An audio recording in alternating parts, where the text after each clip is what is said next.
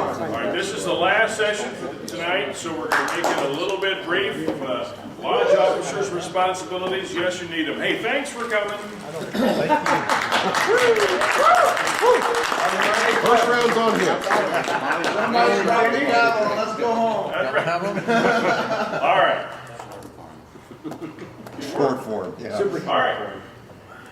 Hey, you have been hired by ABC Company as the new process inculcator.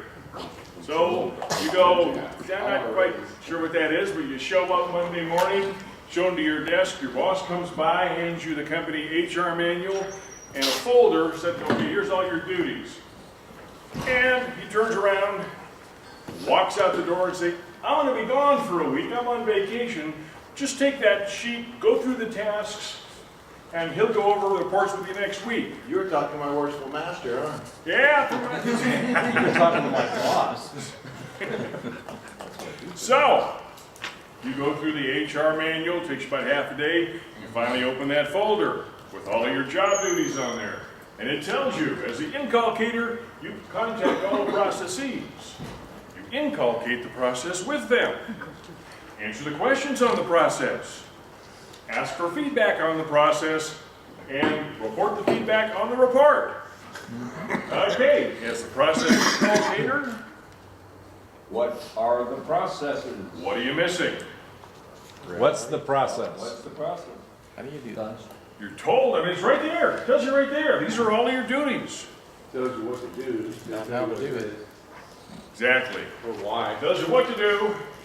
It doesn't give you any indication of how you're supposed to do it. And unfortunately, brethren, this is what we too often do to our appointed officers, especially the new brethren, when we come up and say, you know, I've watched you, I think really, I'd like you to have you as my junior steward, or my marshal, or my chaplain.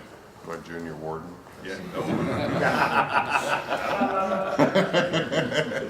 So, when you were asked to be the steward, or for your very first office, whether it was steward or chaplain or whatever, did you get a job description? Certainly not. Did you get a job description that was written? Nope. No. Did you get a job description that was written that you could read before you had to answer yes or no? No. I'm a monitor for the Grand Lodge of the Philippines.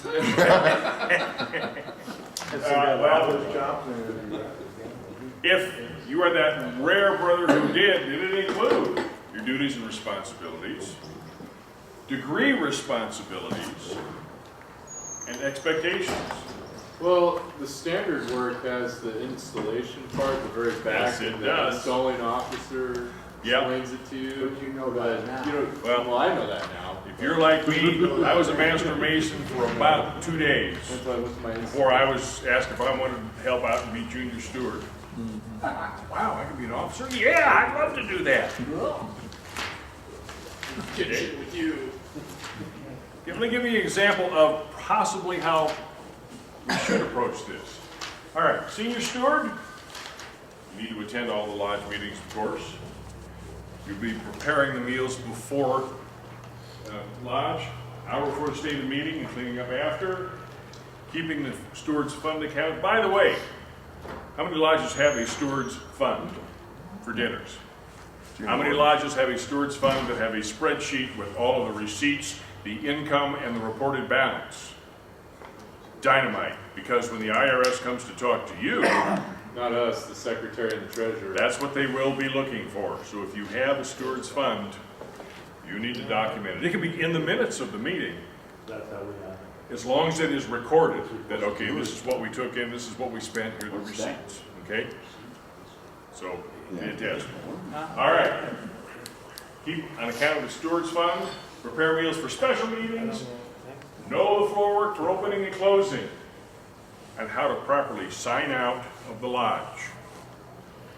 No, it's not at the end of the night and the junior warden says, yeah, okay, get out. How do you get up? How do you approach? How do you sign out? How do you do it in unison? What's your floor work? You need to know these things. Degree work. When you were a junior steward, did you know you had a part in the degree work? Follow him. Yeah, I found out the night of the degree, That's helpful. so we need to prepare our brother. Preparing the candidate, make sure he is properly and mentally prepared, make sure he's properly clothed. Prepare and practice floor work for all degrees, all 3 degrees, because they do vary for the stewards. Ask for help. Attend district stewards and deacons workshops. Hopefully, your district and your district deputy is doing a workshop for your stewards, for your deacons. Yeah. Okay, good. District deputies have to do a whole lot more than they used to have to do for the Grand Lodge. So the Leadership Training Committee is hopefully going to be helping them with some of this stuff. All right. Junior deacon. An example of expectation, etc. for junior deacon. Attend the lodge, as before. Assist the senior deacon in setting up and tearing down the lodge. Assist the senior deacon at the titler's desk for registration of brethren. Attend the jurisdictional regional conferences. Attend the annual Grand Lodge Leadership Conference. District to wardens and stewards workshops. Apparently you have to do that twice. All right. So member of the scholarship committee or whatever. Everything is written down, ritual, or in the floor work. And the ritual for all degrees. Junior deacons should be starting to learn all the senior deacons' parts. Okay? By the way, when you were junior deacon, before you accepted, were you told one of the expectations is that in 5 years you will go through all the chairs and become master? Hopefully so, because those were the expectations. Okay? Again, were you given all this before you had the answer? No. I wasn't either, okay? So, when you are worshipful master, are you going to have some written expectations for all of your officers? Yes. Yes. Yes, Bob, we're certainly will do that. Great! Who chooses your appointed officers? Yes, it's the worshipful master. However, You need to include your own.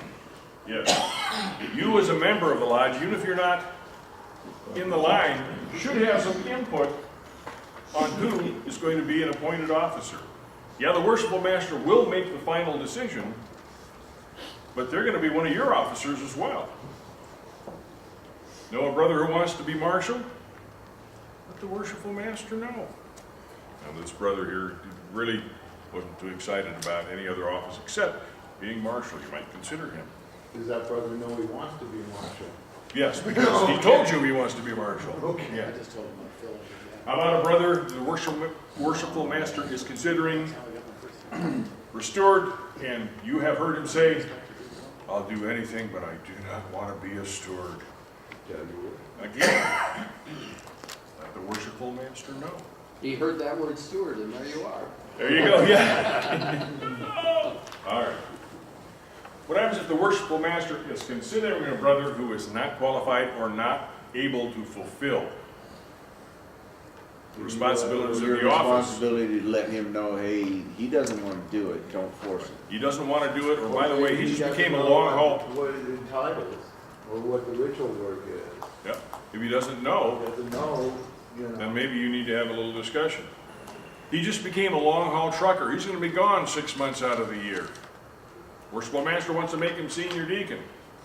Worshipful master, let's have a little discussion here about you as a lodge member do have a right and responsibility to let your opinions and preferences be known to the worshipful master. Yes, it is his decision, It's your law. but he's going to be one of your officers as well as the worshipful master's. Okay? Should be a consensus process with all of the officers as well. Yes, you as worshipful master are going to be working with them for 1 year. Senior warden's going to be working for 2 years. Junior warden, 3 years. Senior deacon, 4 years. And maybe for junior deacon, it's going to be working with those brethren possibly for 5 years. So you as master can choose them, yeah, he'll be fine for this year, but what about the next year, and the next year, and the next year? So it needs to be a consensus process, not just with the worshipful master.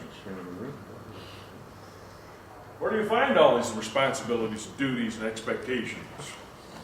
Well, there's a couple of standard work, as you said. Every time the lodge is open, every officer tells what they are supposed to be doing. That's one area.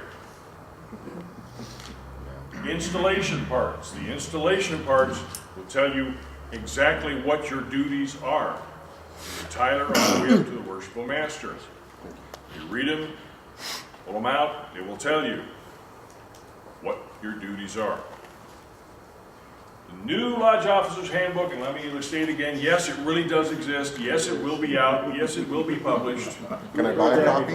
I have been told that, do I have a copy? No, can I buy a copy? Can you buy a copy? Yes, you can. Today? Once it's published. End of March. I've been told it's supposed to It be is published. the end of March. Very. Very end of End of March, March. got it. That's what I've been told is yes. It is there. It is done. It's been received back. It has been proofed. Now it's going out to be published. So. Let the publisher as we speak according to Sam. And if you buy the new revised standard work, the complete standard work, it will be a section of that standard work. It will be included. You can also buy just the new Lodge Officer's Handbook. So it'll be available both ways. The new Lodge Officer has a great section on duties and responsibilities of Lodge Officers. A lot of suggestions, a lot of recommendations, and the duties. Okay? Oh, I just said that, all right. There is, I believe, an example in your book. I thought I wrote it down, but apparently I didn't. In the index, I think it's about page 185. No, I lied. 180, it is 185, to give you an example of duties, responsibilities, and some of the expectations. I stole these from the worshipful master in my home lodge and threw a couple of extra things in there.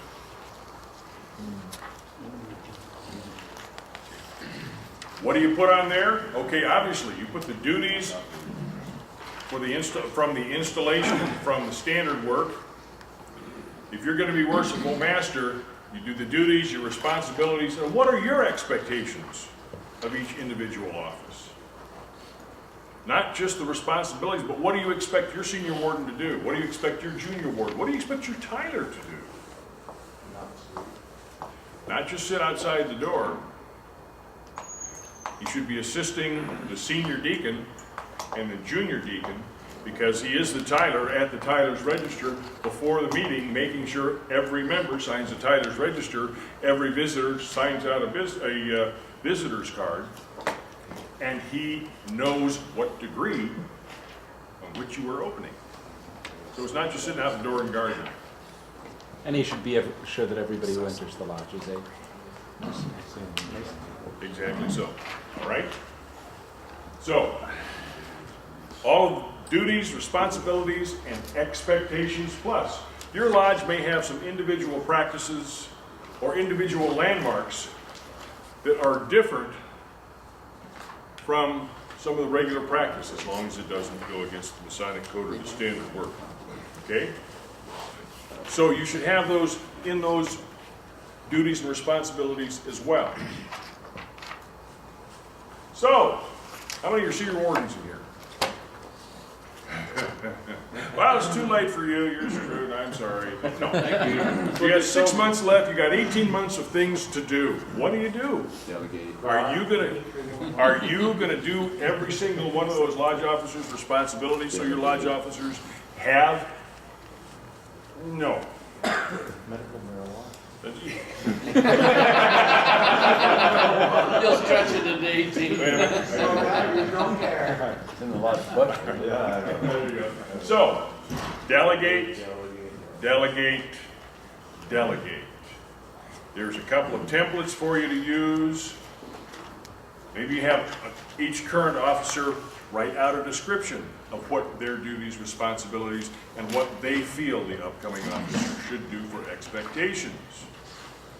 Maybe you have a past master, volunteer, okay, voluntold, to write a job description for an office. You have a template you can use. And of course, when the new Lodge Officer's Handbook is published, you will have 2 templates to use. The whole point here is being a lodge officer has a lot of duties, has a lot of responsibilities, and has a lot of expectations. How can we hold any of our officers responsible for those if they don't provide them with description of their duties, description of their responsibilities, the expectation that you as worshipful master or the senior warden to the junior warden, etc., all the way down the line, have it in writing. Have it in writing to them before you ask them for an answer, so that they can look at it and go, oh, you didn't tell me this is involved. You mean I got to do all of this stuff too? It's only fair that they know what they're getting into before the gavel goes down and somebody says, oh, by the way, we're doing a 3rd degree tonight. Brother Senior Deacon, do you know what you're doing? Well, let me tell you, I was a junior steward for about 2 months. I was a master mason for about 3 months. When the newly elected worshipful master in November came and told me, hey, I want you to be my senior deacon. Woo! Wow, okay, great. Wow. Didn't have a clue. No, you didn't. Not a clue. I didn't have a lodge officer's handbook. I had a cipher. I didn't have a monitor. Did you know how to read? I didn't know. Yeah, I had somebody read the cipher. I didn't know enough to know that I should have looked at him and go, are you crazy? Are you on medical marijuana? That's right. So, November meeting came by, there was elections. December meeting was installation. January meeting, we had a 1st degree. I walked into lodge, sat down. Worshipful master looked at me and said, Brother Senior Deacon, are you ready for the degree? Yeah, sure, okay. The only degree I'd ever been part of was my own. I'm telling you, it was a brutal night.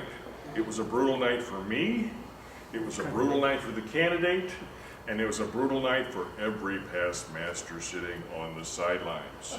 Because I had my rod and cipher in one hand, this one, my candidate in the other.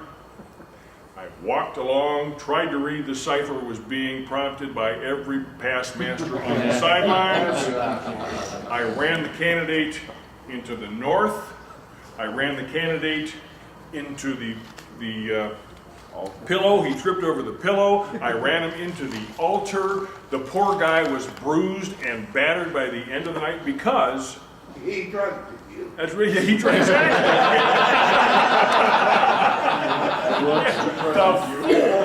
I didn't have a clue because nobody gave me any description of my responsibilities, my duties, or what they expected from me. That, of course, changed instantly because all of a sudden, anybody here know very worshipful Brother Norm Watts? Okay, he's fondly referred to as Storming Norman. Storming Norman. Fantastic Mason, great guy. He's over in Leavenworth now. He became my mentor.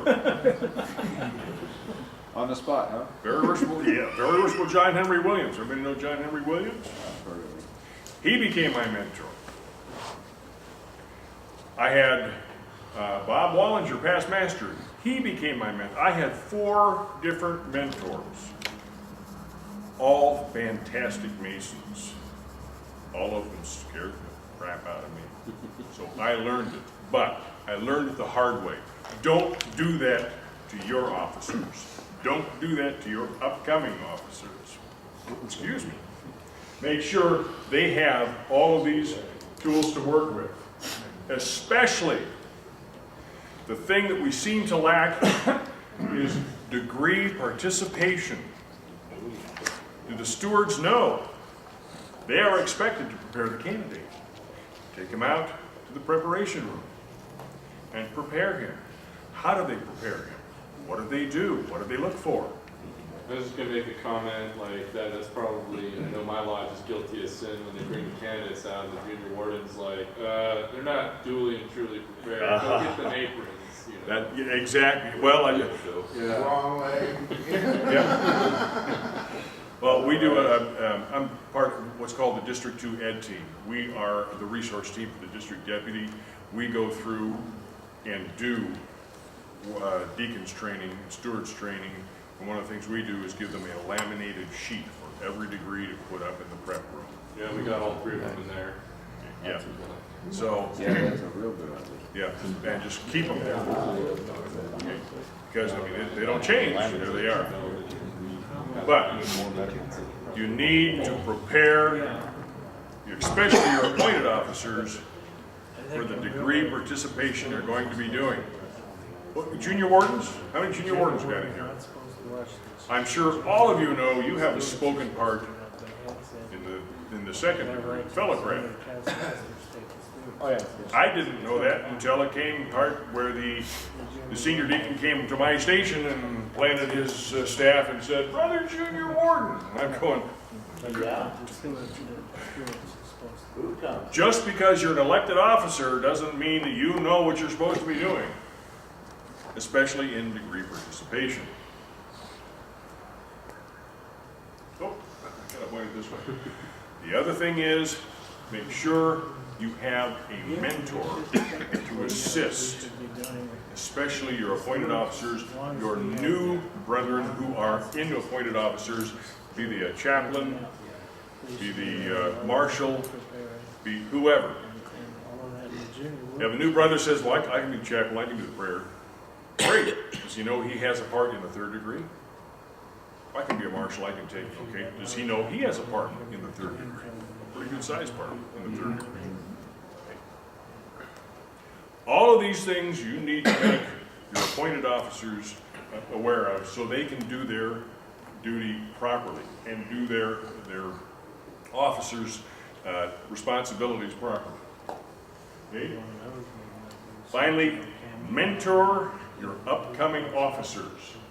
Senior wardens, you are responsible for mentoring your deacons.